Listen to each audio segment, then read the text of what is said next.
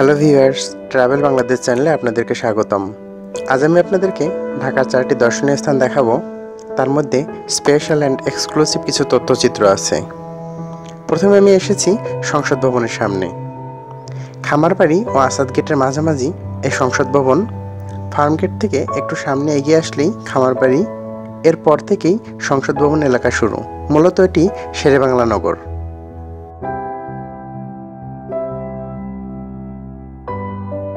বিখ্যাত মার্কিন স্থপতি লুই কান এই সংসদ ভবনের নকশা প্রণয়ন করেন। 1961 সালে এর নির্মাণ কাজ শুরু হয় এবং 1982 সালের 28 ফেব্রুয়ারি এর কাজ শেষ হয়।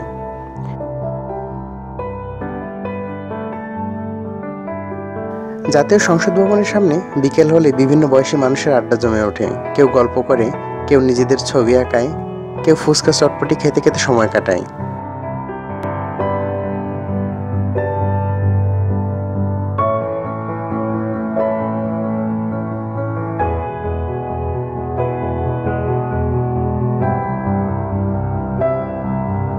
মোট 200 একর জমির উপরে এই সংসদ ভবনের মধ্যে আছে সুদৃশ্য বাগান, কৃত্রিম হ্রদ ও সংসদ সদস্যদের আবাসস্থল। সংসদ ভবন সম্পর্কে বিস্তারিত তথ্য জানতে চাইলে ভিডিও ডেসক্রিপশনের লিঙ্কে গিয়ে দেখতে পারেন, এবং আজ যে দর্শনীয় স্থানগুলো দেখাবো তার প্রতিটির গুগল ম্যাপ লোকেশন দিয়ে দিচ্ছি, যাতে সহজে এখানে আসতে পারেন।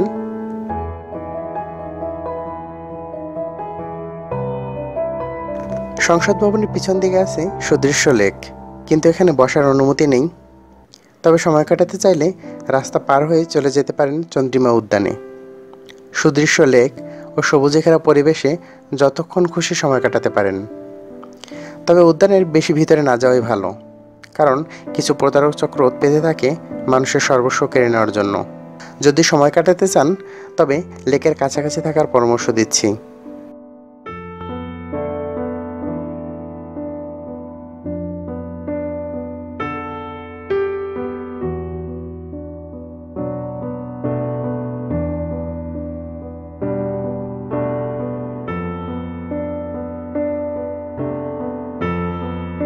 চন্দ্রিমা উদ্যানের সবচেয়ে আকর্ষণীয় হচ্ছে ক্রিসেন্ট লেকের উপরে টেম্পার্ড গ্লাসের তৈরি ঝুলন্ত সেতু। লেকের মাঝ বরাবর এই একটি মাত্র সেতু।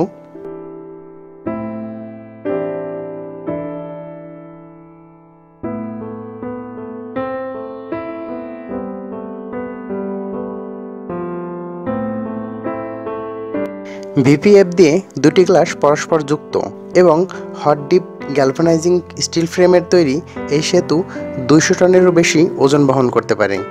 এই সেতু পার হয়ে সোজা এগিয়ে গেলেই জিয়াউর রহমানের সমাধি।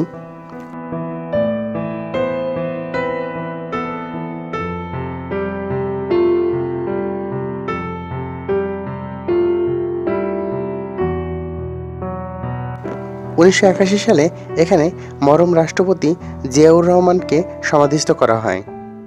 এই সমাধিকে কেন্দ্র করেই এখানে মাজার কমপ্লেক্স প্রতিষ্ঠা করা হয়েছে।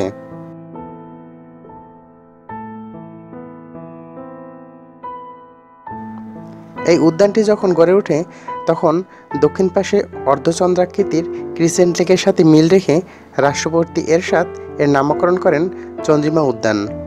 জিয়াউর রহমানের স্ত্রী বেগম খালেদা জিয়া বাংলাদেশের প্রধানমন্ত্রী নির্বাচিত হওয়ার পরে এর নাম পরিবর্তন করে জিয়া উদ্যান নামকরণ করেন। পরে 1996 সালে বঙ্গবন্ধু শেখ মুজিবুর রহমানের কন্যা শেখ হাসিনা প্রধানমন্ত্রী নির্বাচিত হলে পূর্বের নাম বহাল রাখেন। তাই এটি কারো কাছে জিয়া উদ্যান, আবার কারো কাছে চন্দ্রিমা উদ্যান নামে পরিচিত। 74 একর জমি নিয়ে এই উদ্যানটি তৈরি হয়েছে। এখানে বিভিন্ন প্রজাতির গাছপালার মধ্যে একটি বিশেষ গাছ চোখে পড়ল, সেটি হলো বোধিবৃক্ষ। বোধিবৃক্ষের নিচে বসেই ধ্যান করে বুদ্ধদেব দিব্যজ্ঞান লাভ করেন। আপনারা দেখতে পাচ্ছেন এটিই সেই বোধিবৃক্ষ।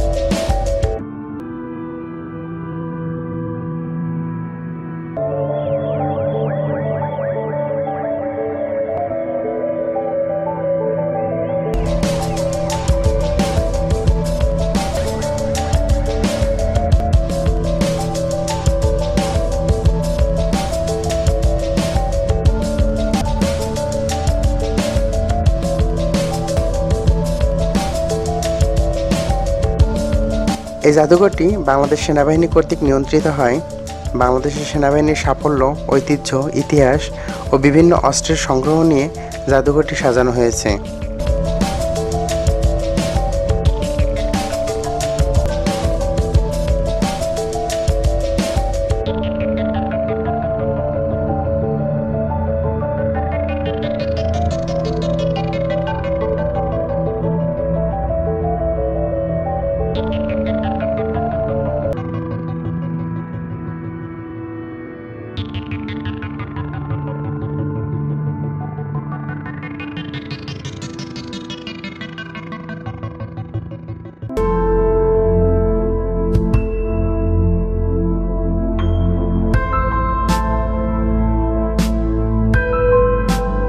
সামরিক জাদুঘর 1987 সালে প্রথম প্রতিষ্ঠিত হয় এবং 1999 সালে এই জাদুঘরটি স্থায়ীভাবে বিজয় সরণিতে স্থানান্তর করে দর্শনার্থীদের জন্য উন্মুক্ত করে দেওয়া হয়। এই জাদুঘরে 1971 সালে মুক্তিযুদ্ধের সময় সেনাবাহিনীর কমান্ডারের ব্যাজ, পোশাক, অস্ত্র, গোলাবারুদ, ক্যানন, এন্টি এয়ারক্রাফট গান এবং যোগাযোগের জন্য ব্যবহৃত বিভিন্ন যানবাহন জাদুঘরটিতে রক্ষিত আছে। মুক্তিযুদ্ধের পর তখনকার পাকিস্তান সেনাবাহিনীর কাছ থেকে উদ্ধার হওয়া বিভিন্ন যানবাহন ও অস্ত্র এখানে সংরক্ষিত আছে।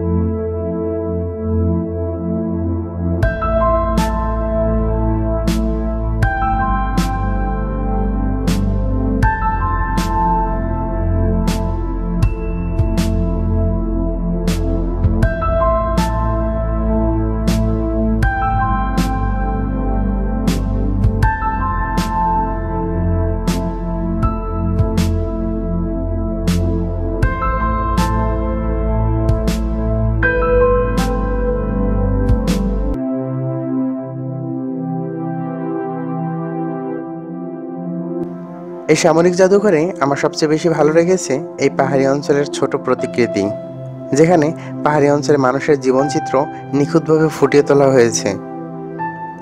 আপনার কি ভালো লেগেছে তা কমেন্ট করে জানান। আর বাংলাদেশের দর্শনীয় স্থান নিয়ে আমার চ্যানেলে আরও ভিডিও আছে, সেগুলো দেখতে আমার চ্যানেলটি ভিজিট করুন। আর ভিডিওটি ভালো লাগলে অবশ্যই একটা লাইক দিন।